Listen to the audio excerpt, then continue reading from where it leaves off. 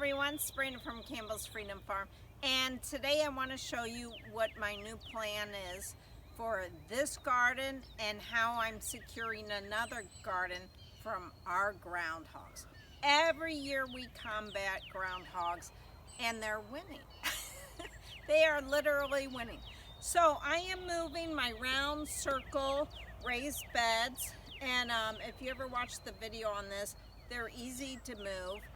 And in this garden, the old vegetable garden, I'm going to use this for flowers and lemongrass and like herbs like shiso, everything that the gophers, groundhog, deer, squirrel all hate. So this will be beautiful, and also we're going to turn it into an orchard, which I'm really excited. So we're going to put some plums and stuff, and I'll show you that. But let me show you how I'm building hopefully a fortress that keeps out groundhogs. All right, we have been turning Stefan's garden into the main vegetable garden. So what I've done is put T-post with chicken wire. I spray painted the T-post, one, so it lasts longer, and plus I don't like the look of them. And then I'll show you what I've done with the chicken wire. The raised beds in here. Now the issue when you have groundhogs, they burrow. So over here, I had to dig wire all the way down, but that wouldn't stop them from grabbing anything out here. So then we had big rocks placed here. So over here, I have to put a double fence because again, they'll put their paws in here and rip. I had one guy when I said I have to get rid of my groundhogs. He said, oh yeah, good luck. He said, I had tomatoes and so many, I thought, oh, they'll pick the bottom. I'm okay sharing with wildlife. Then they're pulling them down. That's what they were doing with Stefan's green beans. It was really bad. But, so it's double fenced. And I'll do the gate separately because I need to do a video and show you how to fill raised beds.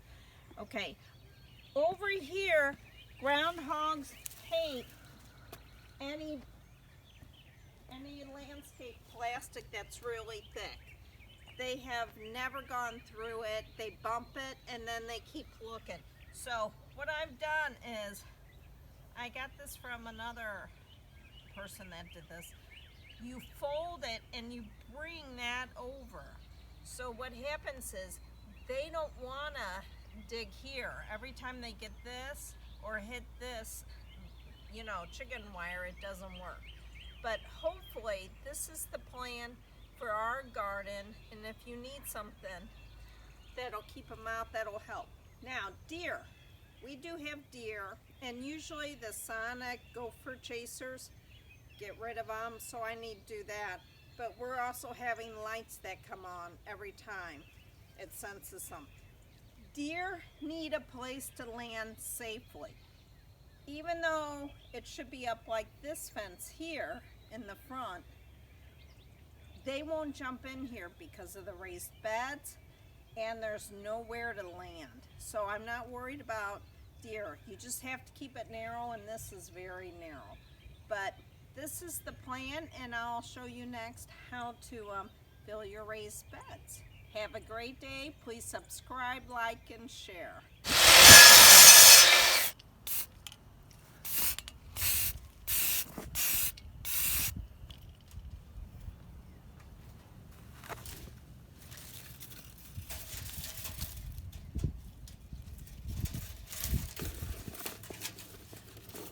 I need to make a quick note.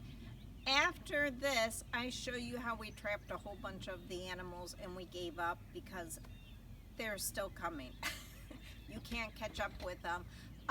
But I wanted to say I researched and moved everyone, whether it's a raccoon, possum, groundhog, to an environment that it would thrive. It actually cost us to do all this, and it didn't make a difference. We're just building a fortress. Have a great time.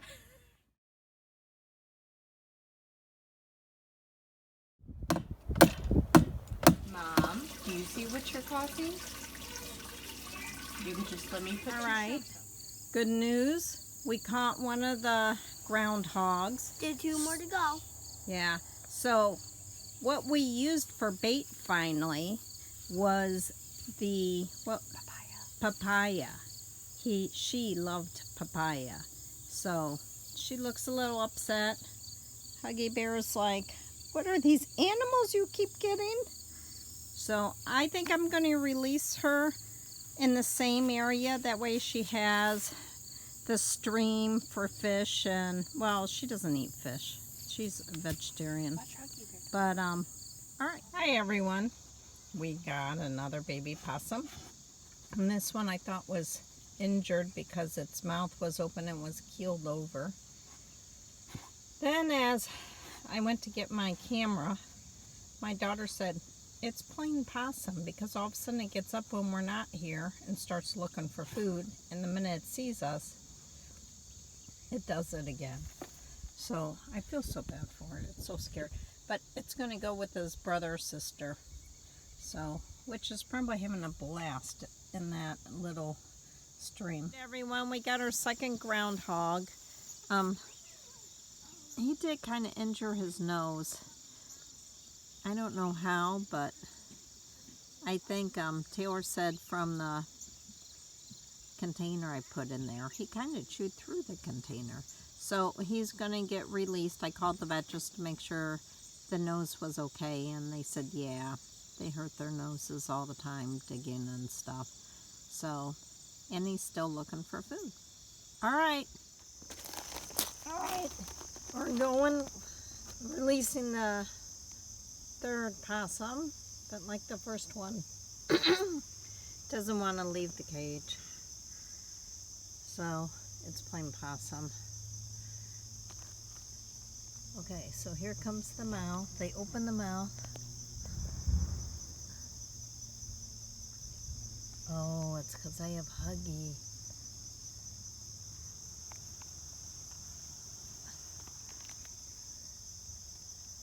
Come on, little baby. Go find your brother and sister. Go on. Oop.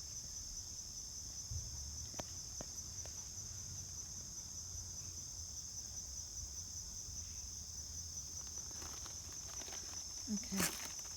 Let's tip me. Come on. Come on. Come on. Mm-hmm.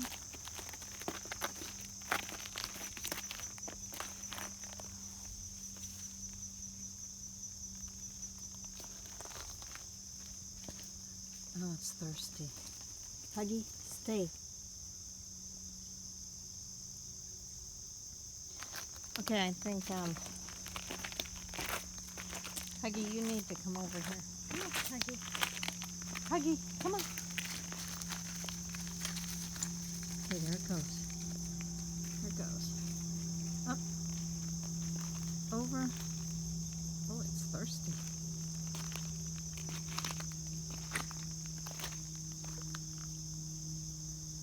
All right.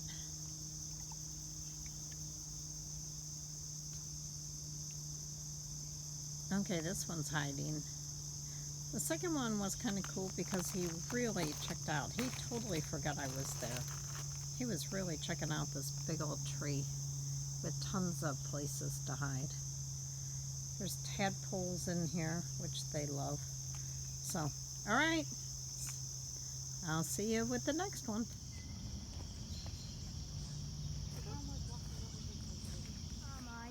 Yeah, that is the mama. Yeah, I think we got the mama possum. So that is our fourth possum. She's so cute. Yeah. So you're gonna go see your babies? Yeah, we have that great place to take her with the water, which they love. One started swimming in it. All right, we have to take her over there, but good on the cage. All right, we've had it with the pumpkin eaters, tomato eaters, and everything else.